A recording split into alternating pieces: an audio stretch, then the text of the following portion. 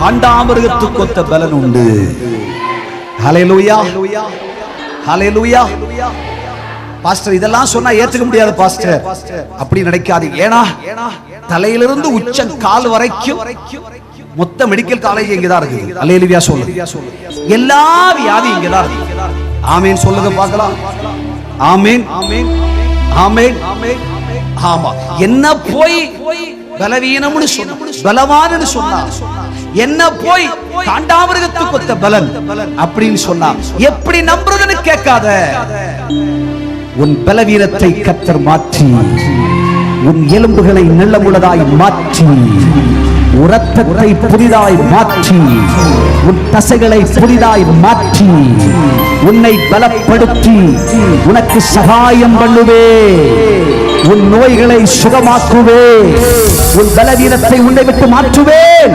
கர்த்தருக்கு காத்திருக்கிறவர்கள் புது பலன் அடைந்து கழுகுகளை போல் செட்டைகளை அடித்து உயரே உயரே உயரே பரப்பார்கள்.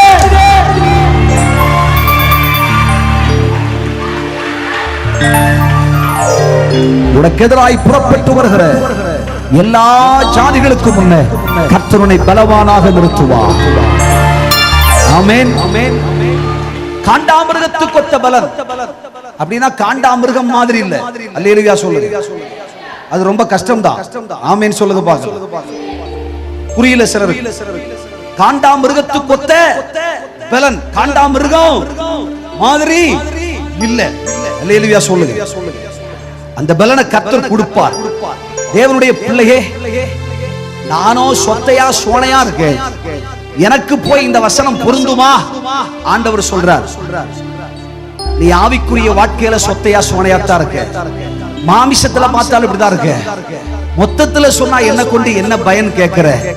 என் வாழ்க்கையே பலவீனப்பட்ட வாழ்க்கைன்னு சொல்ற தேவனுடைய பிள்ளையே, அவர் காண்டாமிருகத்துக்கு ஒத்த பலனை பூஸ்டினால் கொடுக்க மாட்டார், ஹார்லிக்ஸ்னால கொடுக்க மாட்டார், விவானால கொடுக்க மாட்டார். ஐயா, தண்ணீர் கலக்காத பாலினால் கொடுக்க மாட்டார், தேனினாலும் கொடுக்க மாட்டார். அல்லேலூயா சொல்லுங்க. 80 வயசானா என்ன, இந்த மேனி மாறாது.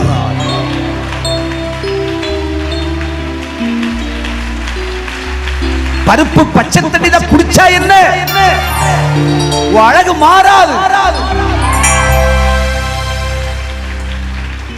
இந்த பலன் எப்படி வரும் தெரியுமா? அவர் தமது வசனத்தை அனுப்பி உன்னை சுகமாக்கி உன்னை பலப்படுத்தி.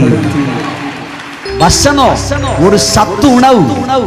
நீ களைத்து போய் செத்துறணும் செத்துறணும் சாவுதான். எலியா மாதிரி உட்கார்ந்து இருக்க. ஆண்டவரே போதும், ஆண்டவரே எடுத்துக்கங்கப்பா அப்படின்னு சொல்றப்போ அவர் தன்னுடைய தூதனை அனுப்புவார். அப்பத்தை கொடுத்து விடுவார், தண்ணீரை கொடுப்பார். அப்பம்னா என்ன தெரியுமா? வசனம். தண்ணீர்னா என்ன தெரியுமா? ஆண்டவருடைய அபிஷேகம் கொடுத்து, எலியாவே நீ போக வேண்டிய தூரம் வெகு தூரம்டா, எழும்பு நீ போ, உன்னால போக முடியும், நீ போ என்று நம்மை பலப்படுத்தி அனுப்புவார். கர்மேலுக்கு நடந்தார். 3 நாள் இரவு பகலாக நடந்தார். இந்த பலன் எங்கிருந்து வந்தது? செத்துருவே வாழ்க்கை முடிச்சு அப்படின்றவனே ஆண்டவர் பலப்படுத்தினார். நடந்தார். பைபிள் சொல்கிறது 450 பாகால் தீர்க்கதரிசிகளை ஒரே மனுஷனால வெட்டி நிக்கிரகம் செய்து போட்டான். கர்த்தருக்கு ஒரு கை தட்டு கொடுங்க. கை தட்டி ஹல்லேலூயா. ஆமென், ஆமென். நாள் இல்ல 40 ஆராதனையாளரும் பிரசங்கம் பண்ணுவோம். கர்த்தருக்கு ஒரு கை தட்டு கொடுங்க. 40 கூட்டமானாலும் ஊழியம் செய்வோம். காண்டாமிருகத்துக்கு ஒத்த பலன். அவருடைய வார்த்தை உனக்குள் வர வர வர வர வர வார்த்தையை பேச பேச பேச பேச பேச நீ கர்ஜிக்கிறவனாய் மாறுவாய். நீ சிங்கமா மாறிடுவ. நீ யூதா சிங்கமா மாறிடுவ. உன் பலனை யாரும் தடுத்து நிறுத்த முடியாது.